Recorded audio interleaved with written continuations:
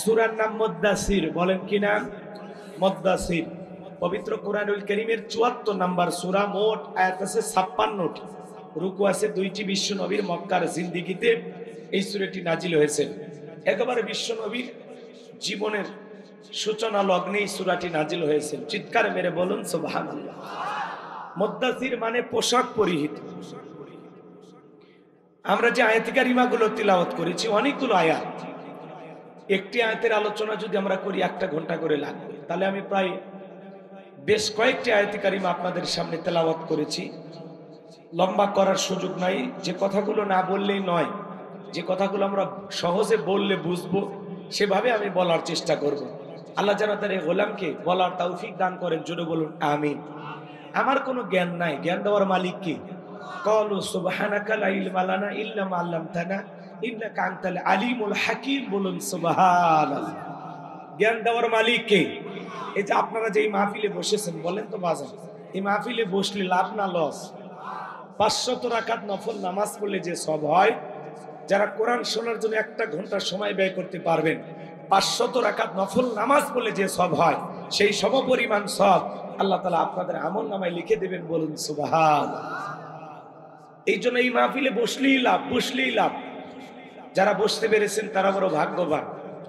আমার আল্লাহ রাব্বুল আলামিন বলেন, ওয়া ইযা কুরিয়াল কুরআনু ফাসতামিউ লাহু ওয়া আনসিতু লাআল্লাকুম তুরহামুন। সূরা আরাফ আয়াত নাম্বার 204।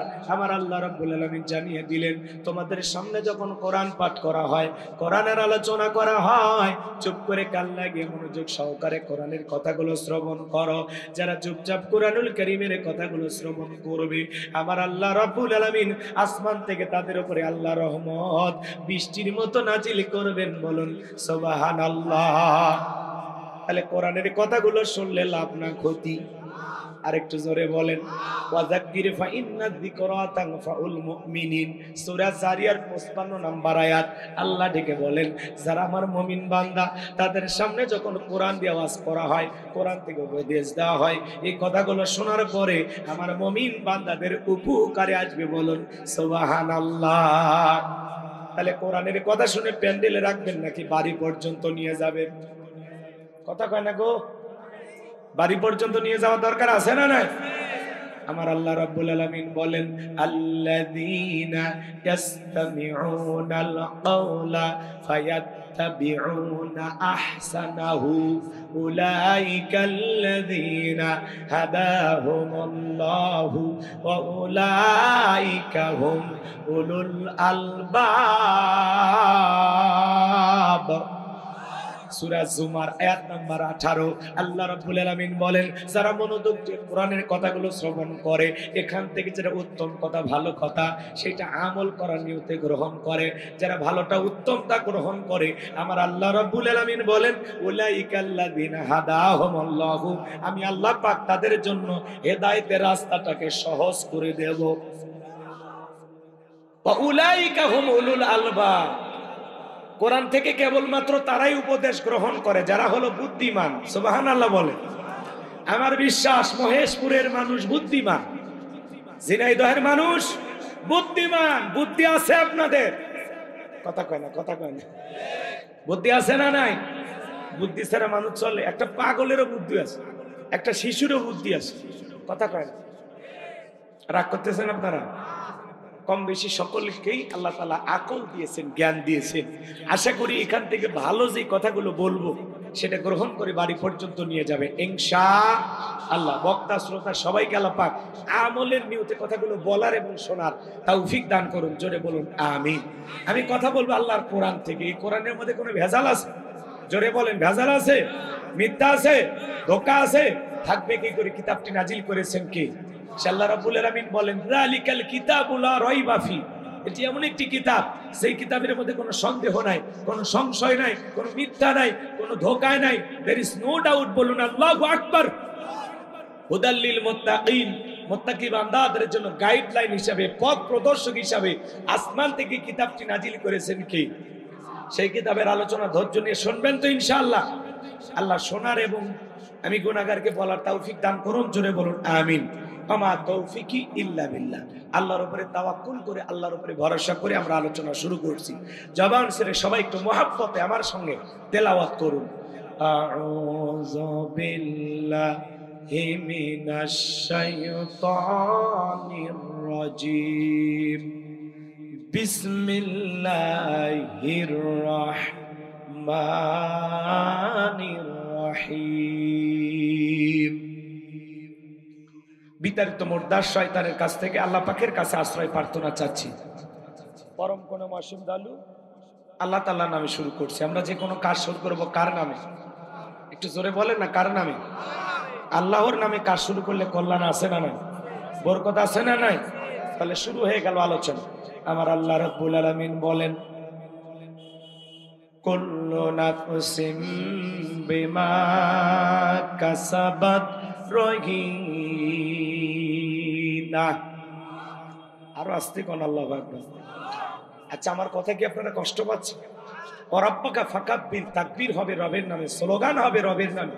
যেই জমিনে আল্লাহর শ্রেষ্ঠত্ব বরত্ব ঘোষণা করা হয়, সেই জমিনে কখনো শয়তানি শক্তি টিকতে পারে না। এই জন্য লিখেছেন তাফসিরুল কোরআন মাহফিল। আমি কি ঘটনা বলবো নাকি তাফসির শুনবে? তাহলে কথা বলালেন একটু মহাব্বতে। আমি আয়াতগুলো শেষ করলে একটু তাকবীর দিবেন, দিয়ে আমাকে একটু সচেতন করবেন, আমাকে একটু জাগ্রত রাখবেন, আমার ভিতরে ধাক্কা দিয়ে বুঝাবেন, হুজুর এটা ওয়াজ করার মাঠ, এটা ঘুমানোর খাট না। কথা কি বুঝতে পারছেন? পারবেন তো ইনশাআল্লাহ? তাকবীর দেন, লিল্লাহি তাকবীর। আমার মতো মুষ্টি পাকান, সবাই মুষ্টি পাকান, ছেড়ে দেন, ছেড়ে দেন। হাতটা বুকের কাছে মুষ্টি পাকায় নিয়ে আসেন। আমি বলবো লিল্লাহি তাকবীর, হাত দুটো উঁচু করে বলবেন আল্লাহু আকবার। পারবেন তো? এত জোরে আওয়াজ দেবেন আশেপাশের লোক শুনে যেন ঘুম ভেঙে যায়, শয়তান থাকলে যেন বর্ডার খোঁজে পালানোর জন্য। পারবেন তো ইনশাআল্লাহ? রেডি রেডি, লিল্লাহি তাকবীর। আরেকবার হাত নামান, লিল্লাহি তাকবীর। আল্লাহ কবুল করুন, জোরে বলুন আমিন। আমার ভাইয়েরা, আমার আল্লাহ রাব্বুল আলামিন বলেন, কুল্লু নাফসিম বিমা কাসাবাত রহিনা। আল্লাহু আকবার। আমার আল্লাহ রাব্বুল আলামিন বলেন, প্রত্যেকটা ব্যক্তি তার নিষ্কৃত কর্মের ব্যাপারে আবদ্ধ। নিষ্কৃত কর্মের ব্যাপারে আবদ্ধ, দায়বদ্ধ। রহিনা মানে বন্ধ, আবদ্ধ হওয়া, বন্ধ করা। দিল দিয়ে কথাগুলো বুঝবেন। কুল্লু নাফসিম বিমা কাসাবাত রহিনা।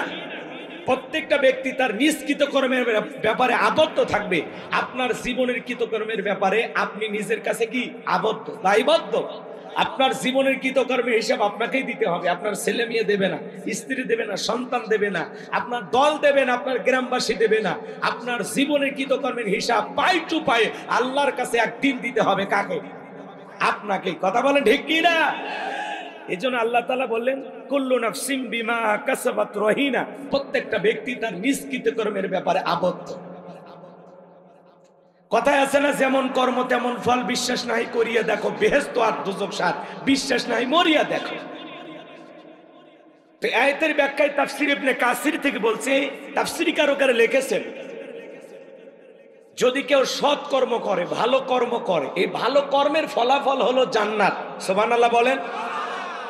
আর যদি কেউ মন্দ কৃতকর্ম করে, খারাপ কৃতকর্ম করে, বাজে কৃতকর্ম করে, এর ফলাফল হলো জাহান্নাম।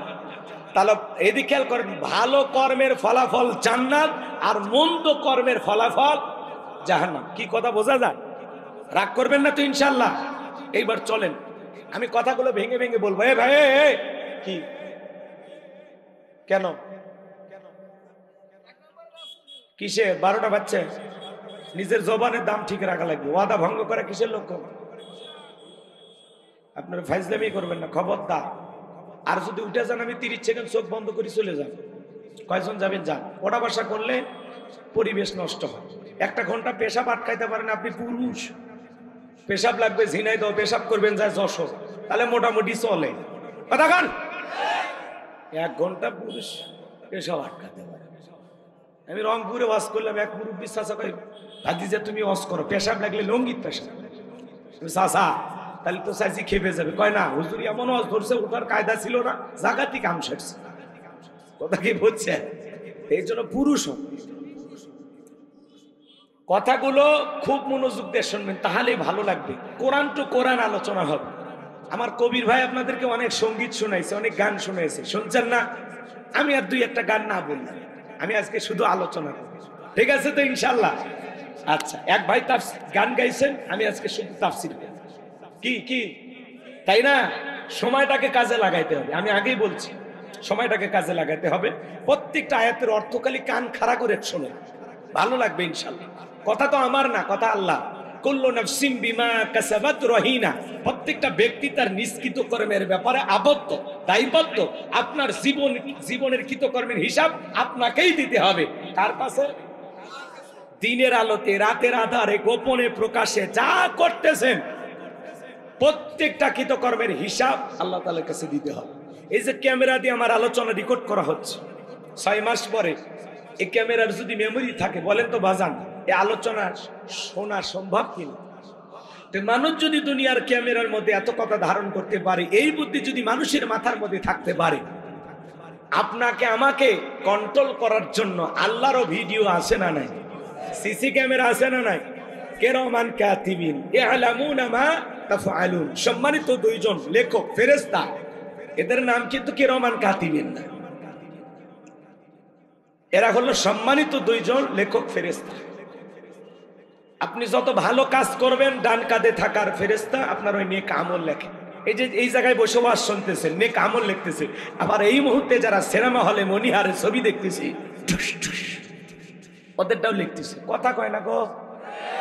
এই মুহূর্তে যদি কেউ পতিতালয়ে যায়, তারটা ভিডিও হচ্ছে। তার মানে দুনিয়ার ক্যামেরা দিয়ে আমার আলোচনা যেমন রেকর্ড করা হচ্ছে, আল্লাহর ফেরেশতারা প্রত্যেকটা মানুষের কৃতকর্মগুলো রেকর্ড করতেছে, অডিও এবং ভিডিও। এই বিশ্বাস আপনাদের আছে না নাই? সরকার একটা রাষ্ট্র চালাইতে গেলে তার যেরকম সিআইডি থাকে, ডিবি থাকে, গোয়েন্দা বাহিনী থাকে, আল্লাহরও গোয়েন্দা ফেরেশতা আছে না নাই? আল্লাহ বলেন মা ইয়ালফিজু মিন কাউলিন ইল্লা লাদাইহি রাকিবুন আতীদ। আল্লাহু আকবার। আল্লাহ বলেন বান্দা এমন কোন কথা বলে না, এমন কোন কর্মকাণ্ড করে না যা রেকর্ড করার জন্য আমার ফেরেশতারা নাই। আপনার জবানের প্রত্যেকটা কথা, কর্মকাণ্ড অডিও ভিডিও সহকারে আল্লাহ রেকর্ড করে রাখতেছেন। রাগ করতেছেন? একটু গুছায় বললে ভালো হবে। ধরেন আপনাদের মসজিদের ইমাম সাহেব, ওনার কাছে একজন 50,000 টাকা দান করে বলতেছে, হুজুর এই টাকা আল্লাহর ঘরে দিলাম, আমার নাম বলার দরকার নেই। এই যে হুজুরের হাতে একজন দানকারী লেনদেন হচ্ছে, এই সময় ফেরেশতারা নাই? জোরে বলা লাগবে। আচ্ছা, এতগুলো মানুষের আওয়াজ আমার কানে আসে নাকি? নাকি আমার কানেরই সমস্যা? আপনারা কি কথা বলতে ভয় পান? এখনো কি ভয় আছে? আছে ভয়? তাহলে কিসে? এখন বুক খুলে কথা বলবেন। ভয় করার দিন শেষ, এখন আমরাই সরকার। কথা স্বাধীনতা পাইছেন না, এখনকার মিথ্যা মামলা দেখে জেলে দেবে। হ্যাঁ, ওরা অন্ধ মানুষকে পর্যন্ত মামলা দিয়েছে। কথা কয় না গো? এখনকার অন্ধ মানুষের নামে কেউ মামলা দেয়? আচ্ছা, অন্ধ মানুষ গাড়ি পড়ে, এটা কি আপনারা বিশ্বাস করেন? শয়তান বিশ্বাস করছে? ওর কাছে মিস কল দেন, ও বলবে না ভাই আমিও বিশ্বাস করি। কথা কন ঠিক কিনা? সম্মানিত ভাইয়ের আমার, দিল দিয়ে কথাগুলো বুঝবেন। আপনার যাদের মসজিদের ইমাম সাহেব, তার কাছে 50,000 টাকা একজন দান করলো, বলেন তো বাজান ওই সময় ফেরেশতা ওই জায়গায় আছে না নাই? ওইটা ভিডিও হয়েছে কিনা, রেকর্ড হয়েছে কিনা? ইমাম সাহেব যদি এখন মনে করে যেই বেতন দেয় এতে তো আমার দিন যায় না, 50,000 টাকা ইমাম সাহেব যদি নিজের ব্যক্তিগত মনে করে খরচ করে, আল্লাহর ফেরেশতারা বলবে ইমাম মানুষ অনেক কষ্ট করে, 50,000 টাকা খাইছে, ওইটা লেখার দরকার নাই। কি বলেন? ইমাম সাহেবের বেলা হুজুরের ছাড় দেবে? হুজুরকে ফেরেশতা ছাড় দেবে? ইমাম সাহেব যদি এটা মসজিদের কাজে লাগায়, এটা উদাহরণ দিচ্ছি, কোনো ইমাম এরকম খায় না, ইমামেরা ভালো মানুষ। আল্লাহু আকবার কর। এটা উদাহরণ মানুষকে বোঝানোর জন্য। শোনেন, ইমাম সাহেব যদি এটা মসজিদের কাজে লাগায় সেটাও লিখবে, আবার ইমাম সাহেব যদি নিজের ব্যক্তিগত মনে খরচ করে সেটাও লিখবে। আরে ভাই 50,000 বাদ দেন, 5 টাকাও যদি মসজিদের মগ থেকে, দান বক্স থেকে নিয়ে যায়, হুজুর যদি একটা পানের খিলি কিনে খায়, ওই ব্যাপারেও আল্লাহর কাছে হিসাব দেওয়া লাগবে। কথা বলেন ঠিক কিনা? এবার চলেন মাদ্রাসার হুজুরের কাছে যাই। মাদ্রাসার হুজুর, ওনার কাছে একজন একটা ছাগল দিল, হুজুর ছাগলটা সদকা দিলাম, এতিম বাচ্চাদেরকে জবাই করে খাওয়াই দিলেন। এখন হুজুর ছাগল জবাই করার পরে দেখলো 14 কেজি গোস্ত হয়েছে, চিন্তা করলো অনেকদিন ধরে বাড়িতে গোস্ত বাড়াই না, ওখান থেকে 5 কেজি যদি বাড়িতে পাঠাই ফেরেশতারা লিখবে না? না, বলবে মাদ্রাসা অনেক কষ্ট করে, হুজুর এটি লেখার দরকার নেই, এটা রাইখে দিই। তার মানে হুজুরের এদিক খেয়াল করেন, হুজুর যদি ওই 14 কেজি গোস্ত মাদ্রাসার বাচ্চাদেরকে রান্না করে খাওয়ায় সেইটাও লিখবে, আবার হুজুর যদি ওখান থেকে 5 কেজি বাড়িতে পাঠায় সেই ব্যাপারে হুজুরকে আল্লাহর কাছে জবাব দিতে হবে। ফেরেশতারা একটু চুল পরিমাণ এদিক সেদিক করবে না। আরে ভাই 5 কেজি তুলির কথা, 50 গ্রাম গোস্ত যদি হুজুর এদিক সেদিক করে সেই ব্যাপারেও আল্লাহর কাছে হুজুরকে জবাব দিতে হবে। আমার কথা কি বোঝেন? আমি একটু উদাহরণ দিয়ে কথা বলতে ভালোবাসি। এখন আপনারা বুঝতে আলহামদুলিল্লাহ, না বুঝতে আমার করার কিচ্ছু নেই, এটাই আমার ওয়াজের সিস্টেম। অনেকের মাথায় এবার এগুলো ধরে না। এবার চলেন শোনেন, ইমাম সাহেব যা করে ওই জায়গায় ভিডিও হয়, মাদ্রাসার হুজুর যা করে সেইখানে ভিডিও হয়, খালি নেতারা যখন চাল টাল বিতরণ করে ওই সময় কিন্তু ভিডিও হয় না। ফেরেশতারা ভয়ের সাইডে থাকে। হ্যাঁ, চালের কাটে লেখা আছে 50 কেজি, এখন চেয়ারম্যান সাহেব দিল মাত্র 30 কেজি, বাকি 20 কেজি মাইরে দিছে। মাইরে দাও বোঝেন তো, চাল পাইছে 700 বস্তা, 500 বস্তা আগেই বিক্রি করছে, কথা কয় না গো। আর 200 বস্তা নিয়ে এসে কোনো মতে দিয়ে খালি ভিডিও আর ওই পেপার একটু নিউজ, এটা করার জন্য 200 বস্তা দেয় বাধ্য হয়ে, কথা কয় না। এখন চাল পাওয়ার কথা 50 কেজি, সেই জায়গায় যদি 30 কেজি বিতরণ করে, যে কাঠ নিয়ে চাল নিল গরিব মানুষ, ও বলতেছে ভাই আমি তো 50 কেজি পাইতে 30 কেজি দিলেন, বাকি 20 কেজি কয় এগুলো কর্মী পালতে অনেক টাকা লাগে, ওদের মোটরসাইকেল তেল কিনে দেওয়া লাগে, বেশি বোঝো তুমি, বেশি কথা বলে বাকি 30 কেজি রেখে দেবে, কথা কোন ঠিক কিনা? এই যে চেয়ারম্যান সাহেব এই যে আচরণটা করলো, ফেরেশতারা নাই, ভিডিও হয়েছে না, রেকর্ড হয়েছে না, রেকর্ড হয়েছে। চেয়ারম্যান সাহেব যদি 50 কেজি জনগণের আমানত 50 কেজি বুঝায়া দেয়, সেইটাও আল্লাহর ফেরেশতারা লিখে রাখবে, চেয়ারম্যানের কপাল খুলবে। আবার চেয়ারম্যান যদি দুর্নীতি করে 50 কেজির জায়গায় 30 কেজি দিয়ে 20 কেজি মাইরা দেয়, ওই জায়গায় চেয়ারম্যানের কপাল পুড়বে। ওই 20 কিয়ামতের ময়দানে অনেক নেতা চাল ডাল ডিউটিন সহ কিয়ামতের ময়দানে হাজির হবে, মানুষ দেখে বুঝবে এই সেই নেতা যে দুর্নীতি করছে, চুরি করছে, কথা বলে ঠিক কিনা? 11 লক্ষ কোটি টাকা দুর্নীতি করে বিদেশে পাচার করেছে, যা ইচ্ছা তাই করেছে, বেগম পাড়া বানাইছে, ব্যাংকে কারি কারি টাকা, কথা বলেন না কেন? আজকে কই গেছে ওদের? এজন্য জুলুম করতে নাই, জুলুমের শেষ পরিণতি পরাজয়, আর মাজলুমদের শেষ পরিণতি হলো বিজয়, কথা বলেন ঠিক কিনা? জনগণের আমানতের খিয়ানত করতে নাই। ক্ষমতা আল্লাহ দেয়া নিয়ামত, জনগণের দেয়া আমানত, নিয়ামত পেয়ে প্রশংসা আদায় করা লাগে, আমানতের দায়িত্ব সঠিকভাবে পালন করা লাগে। আমানতের খিয়ানত করলে আল্লাহর কাছে জবাব দিতে হবে কিনা বলেন আমার ভাইয়েরা? তাহলে নেতা যা করে সেইটা ভিডিও হয়, খালি যুবকেরা যা করে আল্লাহর ফেরেশতারা ভিডিও করে না। একটা যুবক পার্কে বান্ধবীর হাত ধরে বসে আছে, ওই জায়গায় ফেরেশতা নাই না? পার্কে কিন্তু ফেরেশতারা শর্মেই যায় না, যেখানে পোলাপান বাচ্চা মানুষ কি করে না করে দরকার নাই। আর 14 ফেব্রুয়ারির দিনে সব ফেরেশতা তো ছুটি যায় না, কি কর? ফেরেশতাদের ছুটি আছে, ঘুমায়, খায়, খাইতে গেলে তো আধা ঘন্টা অকাম বদকাম করতে নেই, আধা ঘন্টা লিখতে পারতেন। ওরা খায়ও না, ঘুমায়ও না, 24টা ঘন্টায় লিপিবদ্ধ করা হচ্ছে, কথা বলে ঠিক কিনা? এই যে মাহফিলে বসে যদি আপনারা ভালো চিন্তা করেন, ভালোটাও লেখা হবে, মন তো চিন্তা করলে ওইটাও লেখা হচ্ছে। এই যে ওটা বসা কিসব করেন কি?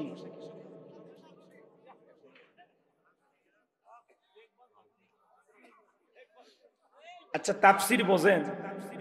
তাফসির মানে কি? তাফসির মানে কি বোঝেন?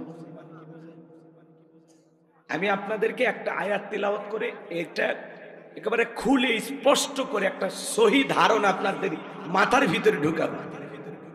কথা কি বুঝতে পারতেছেন? শুধু আয়াত তিলাওয়াত করলাম আর বললাম তাহলে তো বুঝবেন না। ওই আয়াত প্রসঙ্গে যে কথাগুলো আপনাদেরকে যত সহজভাবে আপনাদের মাথার ভিতরে ঢুকানো যায় সেই চেষ্টাটা আমি করতেছি। তাফসীরে কোনো মাহফিল লিখবেন আবার ঘটনা কাহিনী শুনুন, তাহলে তো হবে। ঘটনা যদি আসে আয়াত প্রসঙ্গে সেটা আমি বলবো। তো এই জায়গায় আল্লাহ তাআলা বলতেছেন কুল্লু নাফসিন বিমা কাসাবাত রহিনা, প্রত্যেকটা ব্যক্তি তার নিষ্কৃত কর্মের ব্যাপারে আবদ্ধ। এই আবদ্ধ আপনি আমি জীবনে যা যা কর্মকাণ্ড করতেছি দিনের আলোতে রাতের আধারে গোপনে প্রকাশ্যে, তো এই জিনিসগুলো আমি ভেঙে বলতেছি। ইমামের কথা বলতেছি, মুতামিমের কথা বলতেছি, যুবকদের কথা বলতেছি, নেতাদের কথা বলতেছি। তার মানে এই দুনিয়ার জীবনে আমরা যে যা করতেছি প্রত্যেকটার অডিও ভিডিও আল্লাহর কাছে আছে, সব লিপিবদ্ধ করা হচ্ছে। কথা বলে ঠিক? এই কথাগুলো ভেঙে আপনাদেরকে বলতেছি। কোন যুবক যদি পার্কে বসে হাত ধরে থাকে বান্ধবীর, বলেন ফেরেশতারা লিখবে না? এ যুবক মনে করে না জঙ্গল প্রেম করার জন্য মঙ্গল, জঙ্গলে কেউ না দেখলে একজন দেখেন তিনি কি? আরো জোরে বলেন কে? আমার ভাইয়ারা, তার মানে যুবকেরা যা করে লিপিবদ্ধ করা হয়। বাসর ঘরে যুবক দিন মোহর ফাঁকি দেয়। আপনাদের এলাকায় আছে কিনা জানি না। 1000 টাকার মহারানা ধার্য করা হয়। 1000 টাকার মহারানা। ছেলের নাম আবুল, দিয়েছে একটা নাকের ফুল, 1000 টাকা দাম, বলেছে কবুল। জীবন পুরোটাই ভুল, 99,000 টাকা বাকি, জনম দেবে ফাঁকি। বিয়ে করে বাসর ঘরে যুবক বসে আছে সোফায়, মেয়ে বসে আছে খাটে। আপনাদের এলাকায় শোনেন ভাই, আপনাদের এলাকায় বিয়ে শাদী হয়? যারা মহারানা স্ত্রীকে দেওয়া নফল না ফরজ? ফরজ। প্রত্যেকটা পুরুষের দায়িত্ব তার স্ত্রীর মহারানা পরিশোধ করা। মহারানা পাওয়া নারীর অধিকার, আর এই অধিকার প্রতিষ্ঠিত করার দায়িত্ব পুরুষের। কথা বলে ঠিক কিনা? আর নাকে রুমাল দিয়ে আপনি বিয়ে করতে গেছেন, তার মানে ধান্দা মহারানা ফাঁকি দিবে। মহারানা দেওয়া তো দূরের কথা, উল্টো শ্বশুর বাড়ি চাঁদাবাজি করে যৌতুক নেয় 1 লাখ, 1.5 লাখ, 2 লাখ টাকা। যারা যৌতুক নেয় এরা ছোট লোক। কতক্ষণ এরা কি ছোট লোক? কাঁচা পায়খানা খাওয়া যেমন হারাম, কন্যা পক্ষের কাছে জোর করে যৌতুক দাবি করা তেমনি হারাম। তো যৌতুক না খায় ওইটা খাবেন? তা তো খাবেন।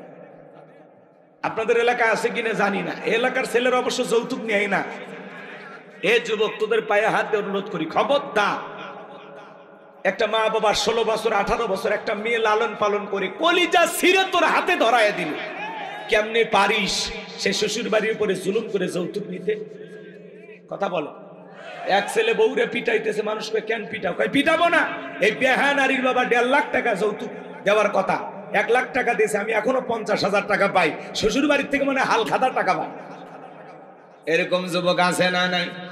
যারা যৌতুকের জন্য বউরে পিটায়, যৌতুকের জন্য শ্বশুর বাড়িতে জুলুম করে, এরা হলো ছোট লোক। এরা হলো কি বলেন? ছোট লোক। আপনাদের এলাকায় যারা যৌতুক নিয়ে বিয়ে করেছেন, এখন সময় আছে রে যুবক, যৌতুকের টাকা শ্বশুর বাড়িতে ফেরত দিয়ে আসো। কি আছে?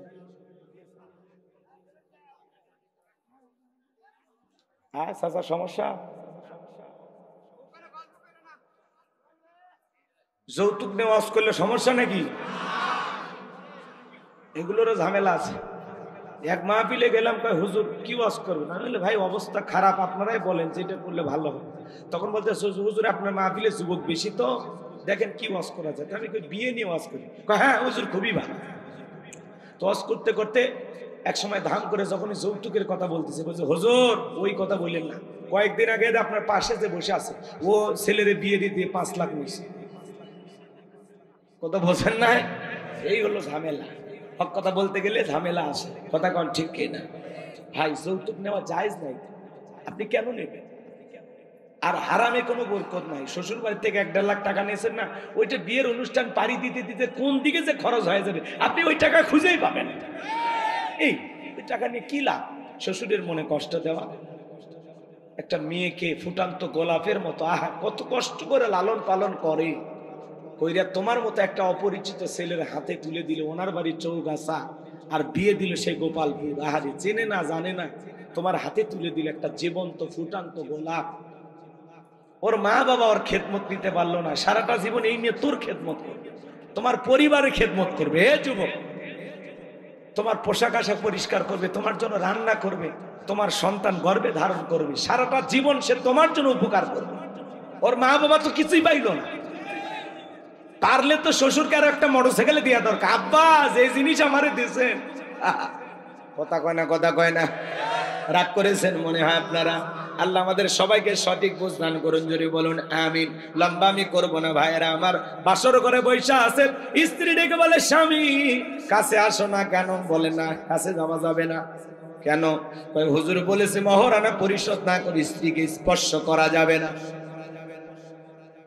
মেয়েটা টেনশনে পড়ে গেল। স্বামী তোমার কাছে কি টাকা নাই? বলে না টাকা নাই। টাকা থাকলে কি আমি এর জায়গায় বসে থাকি? তো হুজুর কি আর কিছুই বলে নাই? হুজুর বলেছে বউ যদি মাফ করে দেয়, প্রথম দিনে আপনার বউ 1 লাখ টাকা মাফ করে দিবে, এরকম ডিল কারো আছে? হ্যাঁ, এটা মাফ করে নেওয়া না ব্ল্যাকমেল করা। ট্যাবে ভাইলে মাফ নাইতেছে। মেয়েটা তো ইচ্ছা করে মাফ করেনি। মেয়ে চিন্তা করলো বাপ মা গরু ছাগল জবাই করে 300 মানুষকে খাওয়াইয়া শ্বশুর বাড়িতে পাঠাইতে, স্বামী যদি কাছে না আছে, ও 7-8 টাকা দেখি করে, তখন বাধ্য হয়ে মাফ করে দেয়।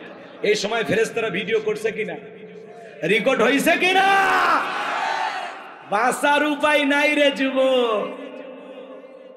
এখন যারা বিয়ে করেছো মহারণা পরিশোধ করো, যে কয় টাকা বাকি আছে আগে ওইটা পরিষ্কার কিছু দিয়ে মাফ না।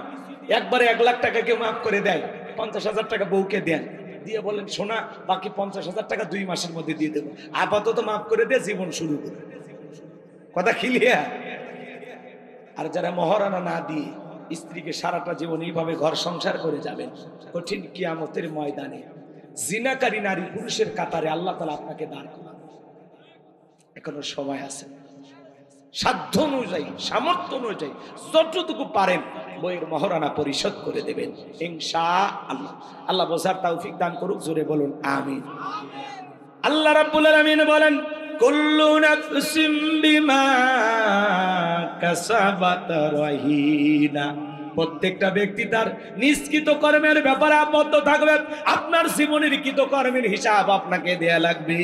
খাদ্যে ভেজাল দিলে হিসাব দেওয়া লাগবে, দুধে পানি মিশাইলে হিসাব দেওয়া লাগবে, জমির আল ঠেললে হিসাব দেওয়া লাগবে। এক ছেলেকে কম দিবেন, আর এক ছেলেকে বেশি দিবেন, ছেলেরে বেশি দিবেন, মেয়েরে কম দিবেন, আল্লাহর কাছে হিসাব দেওয়া লাগবে। কথা কর। আরো কত সমস্যা সমাজে আছে বাজার, কয়টা কথা বলবো, বলতে গেলে তো সারা রাত চলে যাবে, অত কথা বলার সময় নাই।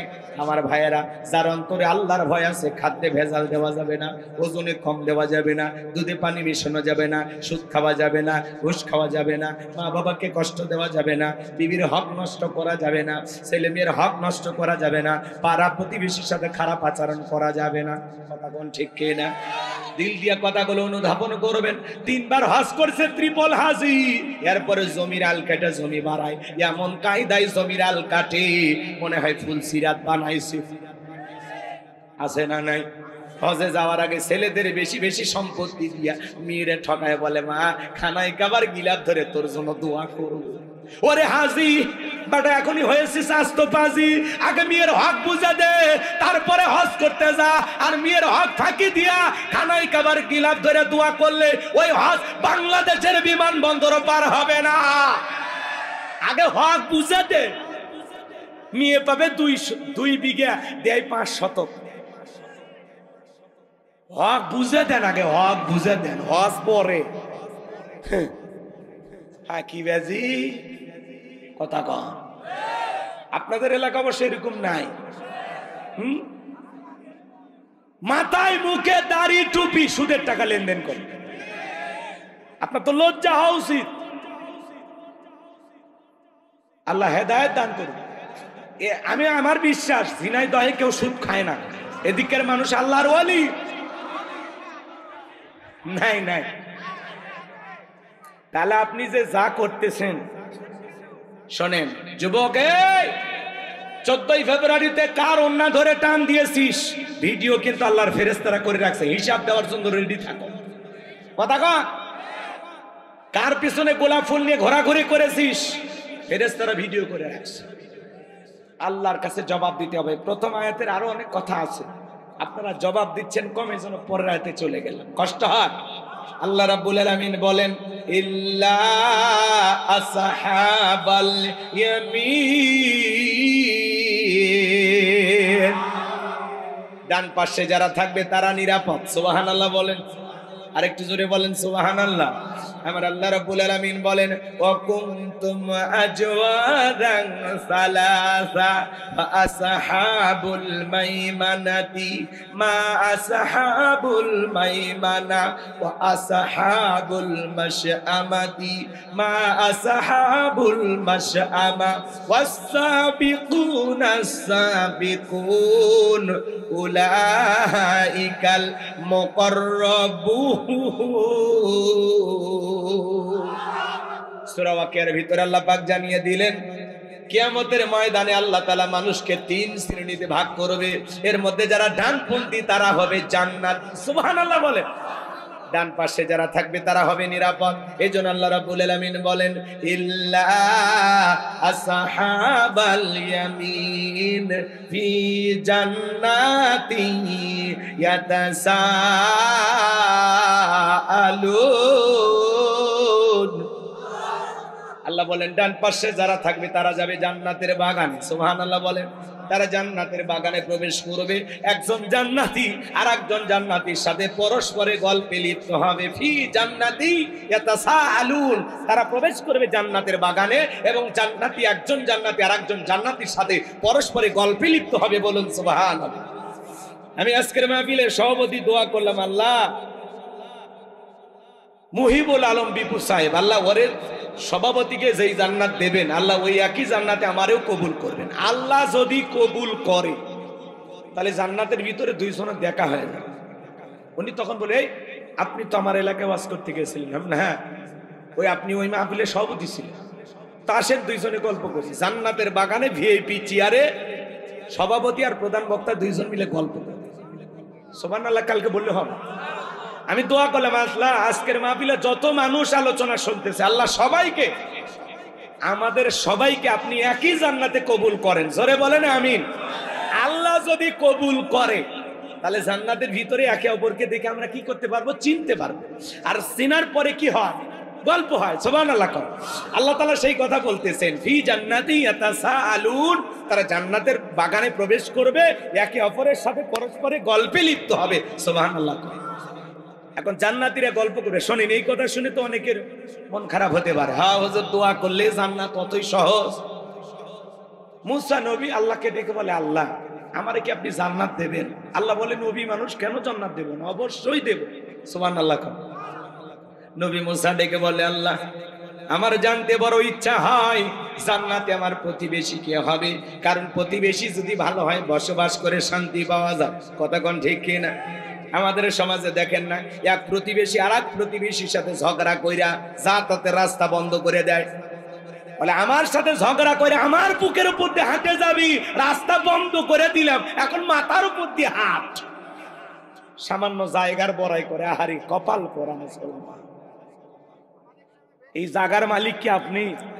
এ কথা কন না কে? এই জায়গার মালিক আপনি?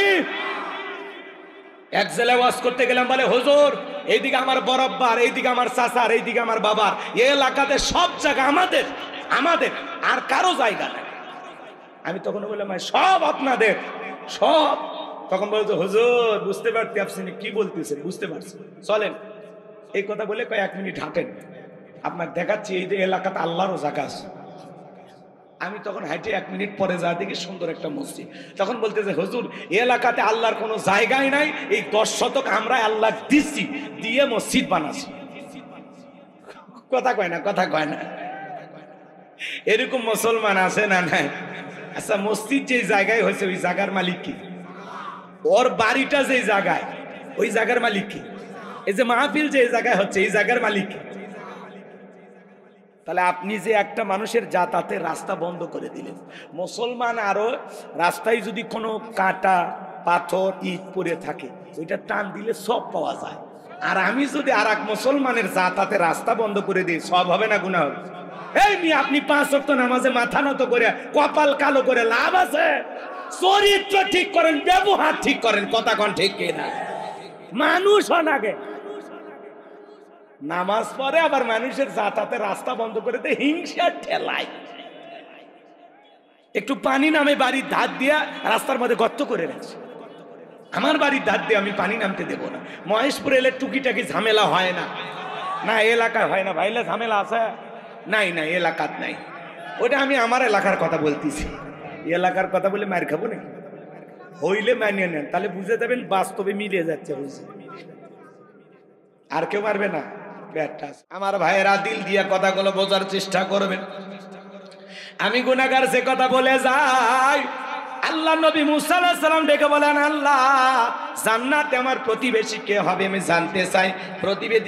প্রতিবেশী ভালো হলে বসবাস করে শান্তি পাওয়া যায়, কথা বলেন ঠিক কি না?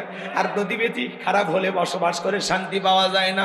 নবী মুসা ডেকে বলে, আল্লাহ জানতে চাই আমার প্রতিবেশী কে হবে জান্নাতে, আর প্রতিবেশী নিয়ে তো মারামারি হবে না, হবে কি কোনো ঝামেলা হবে না। নবী মুসা জানতে চায়, আল্লাহ ডেকে বলে, পয়গম্বর তোমার সাথে জান্নাতে থাকবে যে, তোমার সঙ্গী হবে যে দুনিয়াতে বর্তমানে একজন কসাই সে। নবী মুসা ডেকে বলে, আল্লাহ দুনিয়ার এত মানুষ থাকতে কসাই কেন আমার সাথে জান্নাতে যাবে, জানতে বড় আগ্রহ হয় আমার। আল্লাহ ডেকে বলে, নবী মুসা সবই যদি আমি বলে দেই তাহলে তোমার দায়িত্বটা কি? কেন জান্নাত দিলাম, জানতে হলে কসাইয়ের কাছে তোমাকে যেতে হবে। আল্লাহু আকবার বলে। ঘটনা বলা মূল উদ্দেশ্য না বাজান, সামনের দিকে যাই গেলে আপনারা বুঝতে পারবেন কেনই বা বললাম। নবী মুসা এবার ওই বাজারে চলে গেল, কসাই সুন্দর করে গোশত বিক্রি করে বাড়ির পথে রওনা করেছেন। আল্লাহ নবী মুসা আলাইহিস সালাম ডেকে বলে, কসাই রে আমি যদি তোমার বাড়ির মেহমান হই তোমার কি কোনো আপত্তি আছে? বলে না। এইবার নবী মুসাকে সঙ্গে নিয়ে কসাই তার বাড়িতে চলে গেলেন।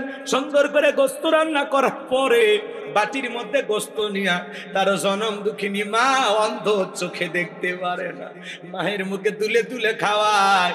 খাওয়া শেষে দুঃখিনী মা দুইটা হাত তুলে দোয়া করে বলে, আল্লাহ এই জামানার মুসা নবী যেই জান্নাতে থাকবে আমার ছেলেটাকেও আপনি একই জান্নাতে কবুল করে নিও।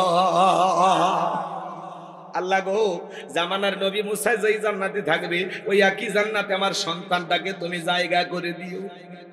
মহিলা দোয়া করলেন, ছেলেটা নবী মুসার কাছে চলে আসলেন, দেখে বলে, এই যুবক একজন মহিলা দোয়া করলো, কে?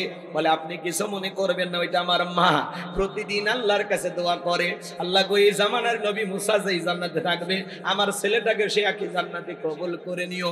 আপনি বলেন কই জামানার নবী মুসা আর কই আমার মতো সামান্য কসাই আল্লাহকে এই দোয়া কখনো কবুল করতে পারে? নবী মুসা ডেকে বলে, কসাই রে আমি হলাম জামানার নবী মুসা, আর তোমার মায়ের দোয়া আল্লাহ কবুল করেছেন। আমি যেই জান্নাতে থাকবো সেই জান্নাতের পাশের ফ্ল্যাটে আল্লাহ তোমাকে থাকার জায়গা করে দেবে। তোমার মায়ের দোয়া কবুল হয়েছে, মায়ের দোয়ার কারণে সন্তান জান্নাতি হয়ে গেল নবী মুসার সাথে। সেই মায়ের সাথে ভালো ব্যবহার করার দরকার আছে না নাই? আপনাদের মা বাবা আছে না নাই?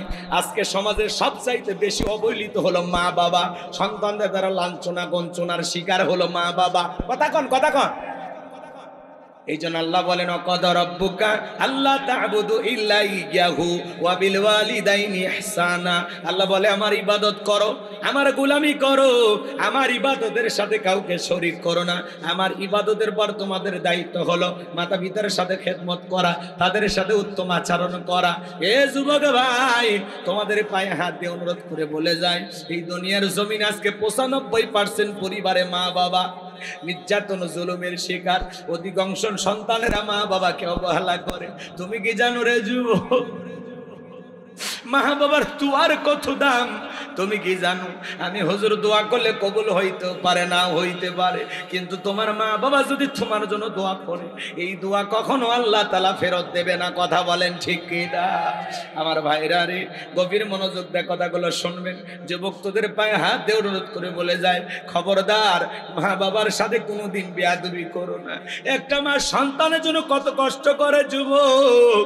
সন্তান যখন মায়ের গর্ভে চলে আসে মা খাইতে পারে না, মার বমি বমি হয়।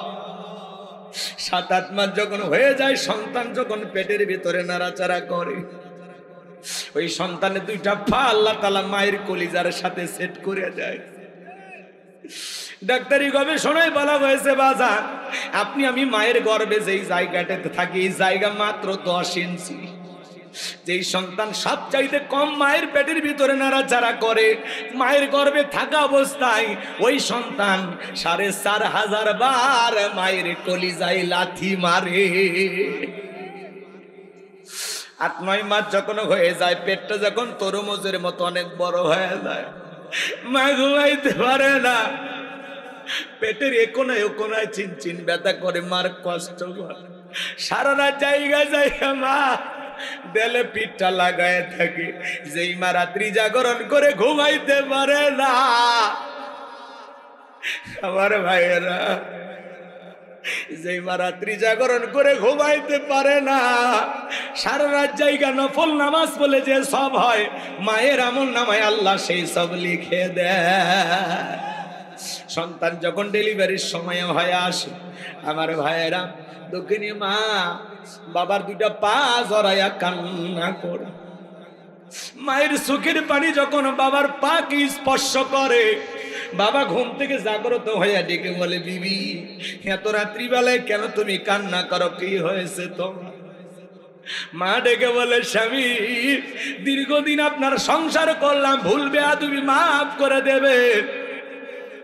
আমি আমার সন্তানটাকে জন্ম দেওয়ার জন্য বাবার বাড়িতে চলে যাব। ও স্বামী আপনার সংসারের চাবি বুঝায় নেন, বেঁচে থাকলে আবারও দেখা হবে। এই কথা বলে মা দাইমার ঘরে চলে যায়। প্রসবের যাতনায় মা দাঁত মুখ কামড়ায়, চোখের পানি ছেড়ে দিয়ে কাঁদে। হে যুবক, একটা সন্তান ডেলিভারি করতে গিয়ে কত কষ্ট হয়, কত ব্যথা হয়, দুনিয়ার মা সারা কেউ বুঝবে না। নবীর এক সাহাবী মাকে কাঁধে করে নিয়ে খানায় কাবা তওয়াফ করে। নবী বলে, সাহাবী বড় ভালো কাজ করতেছ। সাহাবী ডেকে বলে, হুজুর আমি যে আমার মাকে কাঁধে করে নিয়ে খানায় কাবা তওয়াফ করলাম, আমি কি আমার মায়ের হক আদায় করতে পেরেছি? বিশ্বনবী ডেকে বলেন, সাহাবী আল্লাহ যদি তোমাকে কিয়ামত পর্যন্ত হায়াত দেয়, আর তুমি যদি তোমার মাকে কাঁধে নিয়ে খানায় কাবা তওয়াফ করো, তোমার মা তোমাকে জন্ম দেওয়ার সময় প্রসবের যাতনায় আ শব্দ করেছিল, ওই একটা আ শব্দের হক দুনিয়ার কোনো সন্তান আদায় করতে পারবে না। এই জন্য নবীজি বলেছেন, ওমা জান্নাতুকা ওয়া নারুকা, তোমার পিতামাতাই তোমার বেহেশত, তোমার পিতামাতাই তোমার দোজখ। যুবক রে, যারা মা বাবার মনে কষ্ট দিয়া বাড়ি থেকে তাড়াইয়া দেয়, বৃদ্ধাশ্রমে পাঠাইয়া দেয়, ও মা বাবাকে তাড়াইয়া দেয় নাই, নিজের ভাগ্য থেকে জান্নাত তাড়িয়ে দিয়েছে। যত বড় ইমাম হন, বক্তা হন, শিক্ষিত মানুষ হন, যদি মা বাবার মনে কষ্ট দিয়ে থাকেন, ছাড় পাওয়ার সুযোগ নাই। একটা 2013 সালে পত্রিকা একটা কলম পড়েছিলাম বিশ্ব মা দিবস উপলক্ষে। ছেলেটার নাম ছিল আব্দুল মালেক।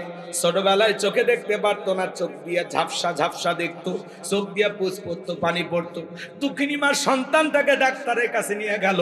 ডাক্তার চোখটা পরীক্ষা নিরীক্ষা করে বলে, আপা আপনার ছেলের যে অবস্থা, চোখটা অপারেশন করা ছাড়া ভালো হওয়ার কোনো সম্ভব নাই। এমন একটা অ্যামাউন্টের কথা বললেন।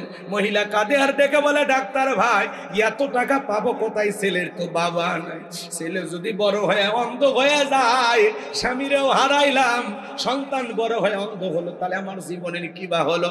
ও ডাক্তার ভাই, আমি যদি দুইটা চোখ আমার ছেলেকে দিয়ে দেই, তাহলে আমার ছেলে চোখে দেখতে পারবে কিনা? বলে, আপা এও সম্ভব। আমার ভাইয়েরা, দিল দিয়ে কথাগুলো বোঝার চেষ্টা করবেন।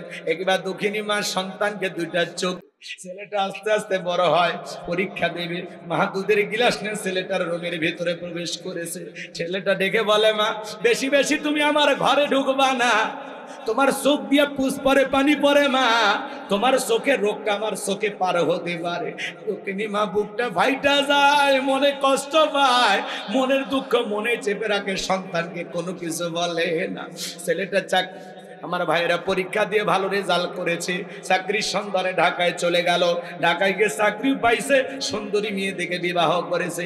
কিন্তু গ্রামের বাড়িতে দুঃখিনী মা পড়ে আছে, মায়ের আর কোনো খোঁজ খবর নাই। বৃদ্ধ মা অসুস্থ হয়ে পড়ে গেছে, মনে হয় আর দুনিয়াতে বেশি দিন আমি বাঁচবো না। মা চিন্তা করলো, সেই ছেলেটার জন্য সোনার যৌবনটা নষ্ট করলাম, দুনিয়াতে এত কষ্ট করলাম, মরার আগে অন্তত একবার সেই ছেলের মুখটা দেখে আমি মরতে চাই। কি ভাই, যে আপনারা বড় অস্থির, এত অস্থির মন মানসিকতা নিয়ে মাহফিলে আসেন। টিকটক দেখে 2-1 মিনিট গান শুনছেন না, হাসির কথা শুনছেন, শুনে মনে করছেন হুজুর মনে গেলে ওগুলোই করে। আল্লাহ আল্লাহ আল্লাহ, মাহফিল গুলো হেদায়েতের জন্য। যারা উঠে যাচ্ছে এরা তো মা বাবার সাথে ভালো সম্পর্ক আছে বলে আমার মনে হয়।